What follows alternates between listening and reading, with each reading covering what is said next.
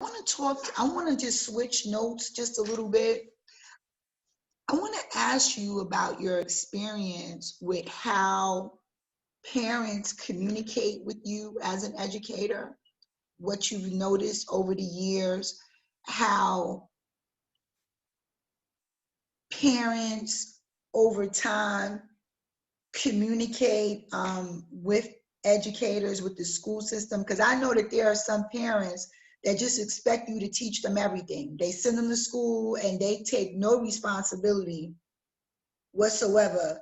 And then they'll talk to you crazy. Tell me a little bit about the communication, not only between you and your scholars, but between you and their families. Well, communication was a little different, when I was a teacher versus when I was an administrator. Um, when I was a teacher, I will say the communication was a little bit better. Um, but when I but once I became an administrator, and sometimes when I sat in on parent teacher conferences, um, the communication, I have been in education long enough now to see that there is a breakdown. What has attributed to the breakdown? You have younger parents now. Mm-hmm. Yes. um, and and that goes back to what I said, minutes before. Parents who do not have that sense of value. Education is a thing, but there is not enough significance put on it. So that has decreased, down the road. Um, Gone is a day, for the most part, where parents expect, just expect their kids to just simply behave, do the right thing. What I find more so now, and it was even back then in a little bit like in the 80s, because that's when I first started teaching. But I would say a decade and a half beyond that, you call a parent about some concerns you're having, and first thing they want to do is talk about everything else that's going on in the school and not about their child, or they're trying to come up with an excuse. Well, how do you know that my child's doing da da da da da? Because from what I heard from such and such parent, you this and that, you this and that. Come on now, Mm. come on. Let's not spend time holding those kinds of conversations. And the reason why I say that the communication was different, I felt like I got a little more support as a teacher. There was more of a partnership. But when you're an assistant principal, okay, one of your duties is what? Discipline. Mm. So one of the things that I had started doing, and I carried it to girls, because I wanted to not just get to know those kids who were somewhat notorious for making bad decisions, but I wanted to get to know those kids that make good decisions. And I didn't want every time I called a parent to be something negative. So I think too, schools, and I tell, school staff, we can become better with that by beginning each year with a positive phone call, positive contact. Mm-hmm. Um, and if you can't, and I know because of COVID, but even now, you still can do a home visit. You can Mm-hmm. stand out in the yard and they come to the door. Hey, I just want you to know I was thinking about, Antoinette, just want to say hi. I mean, you could do 5 a day, and don't always call when there's a problem. So that's how schools can become better, to strengthen the communication. That's more important now than it was back then, because like I said a few decades ago, it didn't matter whether you called or not. I can think about with my own mom, you know, it didn't matter if my teachers called her or not to say how I was doing. She and my dad, they both, I knew, you better go to school and you better do what your teacher say. You better not show out, because Right. you know what's gonna happen when you get home. And the same with me. I know that my mother and my father, they had they graduated high school, and they did not expect anything less than to us to go to school. So what I know is, me as a 70s baby, I'm coming from parents coming straight out of the civil rights movement, right? And their parents who did not finish high school. Education was absolutely important, especially after the civil rights. For my grandparents, it was a triumph for their children to graduate high school, right? For my parents, the goal was to go to college. I know that I, as a student growing up, I grew up in Queensbridge Projects in New York City.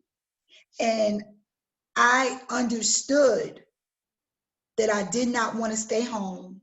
I understood at a young age, and I bought into that education was the key to get me and my family out of poverty. I understood it, and I was around a group of people, a group of other kids that understood it too. So my mother didn't have to wake me up to go to school. I was up, gone to the bus stop, gone. My mother didn't get phone calls from school. She only went to the parent teacher conference. And the most she might have heard when it came to junior high school was she just a little chatty with her friends in class. But that was it. My mother didn't check no homework. My father didn't check no homework. They knew I did it. They knew I did it because I wanted it. But back then, that was the concept, is education is the key. You're the generation that's going to pull us out of poverty. You're the generation that's going to take us a step further. And so I could do the work, and me and my friends, we were academically competitive in school. I went to a school that was ethnically mixed. So I had the opportunity to go to school. It was only maybe 2 or 3 Black kids in the classroom. But my mother didn't have to push me to go. She didn't have to make me go.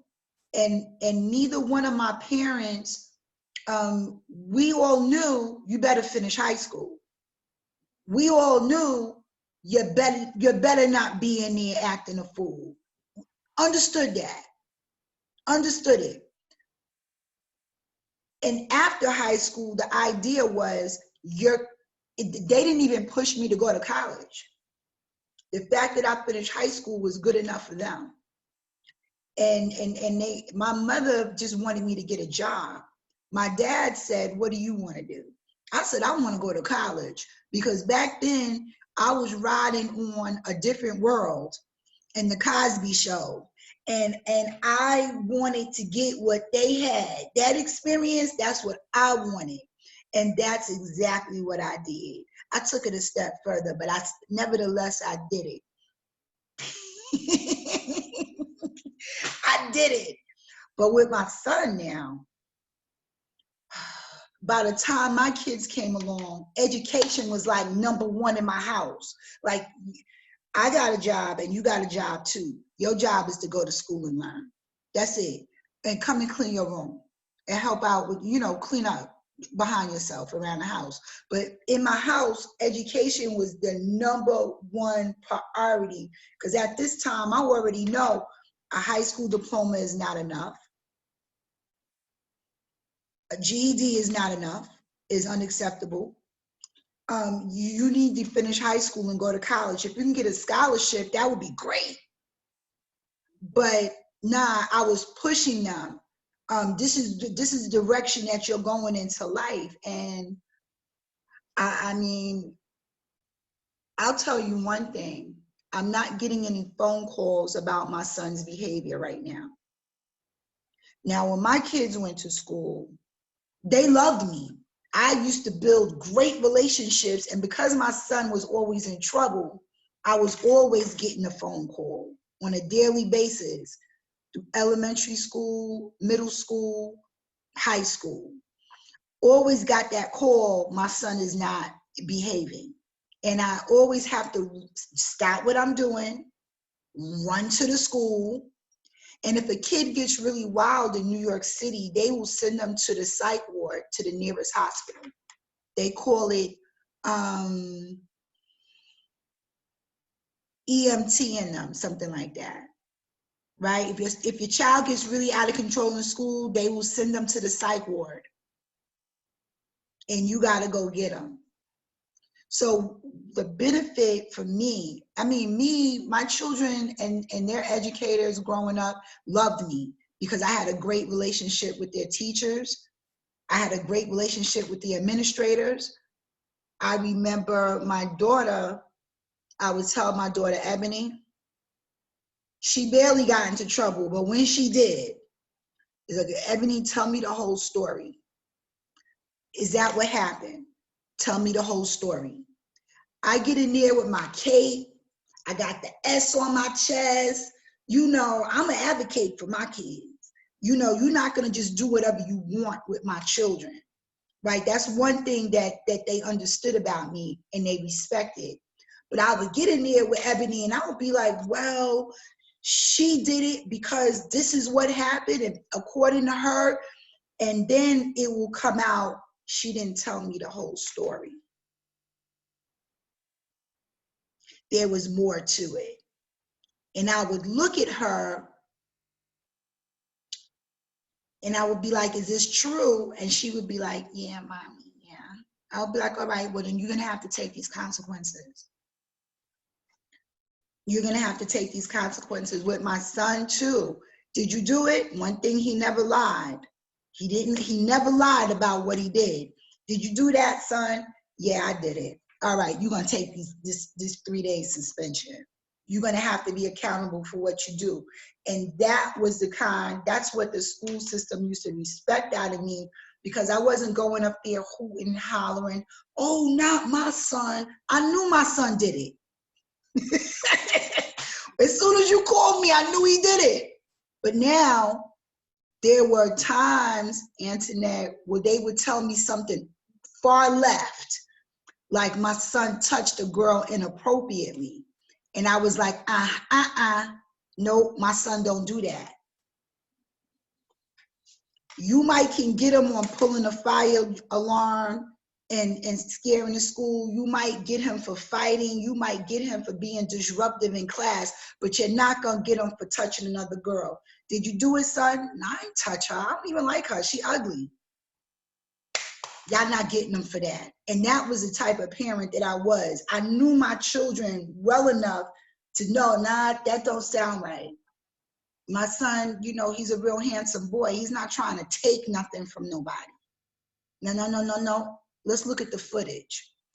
Hey, can you tell me why they don't want to show us school footage? Because I be wanting to see the videos. Yeah, the reason they can't show it to you because of confidentiality laws. If the video footage contains any other juveniles that are in the footage, then you wouldn't be able to see it. Only way you would be able to see it if for some reason they had all the other parents of the kids that might be on film. They're watching it also and with their approval. It's just like you would also have to give your approval for other parents to be able to see what your child is doing. But that's why you can't watch it. And then the other time that you might be able to see it, if it was a case where it ended up in juvenile court. Now, if it ended up in juvenile court, then of course the video footage would be subpoenaed. But yeah, but that's why parents, and I had to deal with a lot of parents, not a lot, but some parents who got really, really hot. Even one of my cousins got really, really hot at me because I had to suspend him one time. You know, he did a gang jump in, and I had already called her up a couple times and told her, say, look, this is what the boy doing. You need to have a talk with him. I said our school resource officer was able to tap into his page, his social media page, and his social media page of another child, and he was standing in there. I saw with my own eyes. He was holding a gun, da da da da. So, but I let her know that I could not show her that video footage. Now I said, now what can happen? Now, if you come up to the school so that you can see the types of things that he's participating in when he's not in your eyesight, the school resource officer, because he had told me that. He told me I could tell all the parents. He said, tell them that they can come see me and I will pull it up and I will show them. I will show it to them. Did she come up there? No. Sometimes I think sometimes parents want to see, but then again, sometimes they don't want to see because then if I see it, then it becomes reality. So, but to answer your question, that is why the videos are not shown to parents because of confidentiality. It's against the law to do that.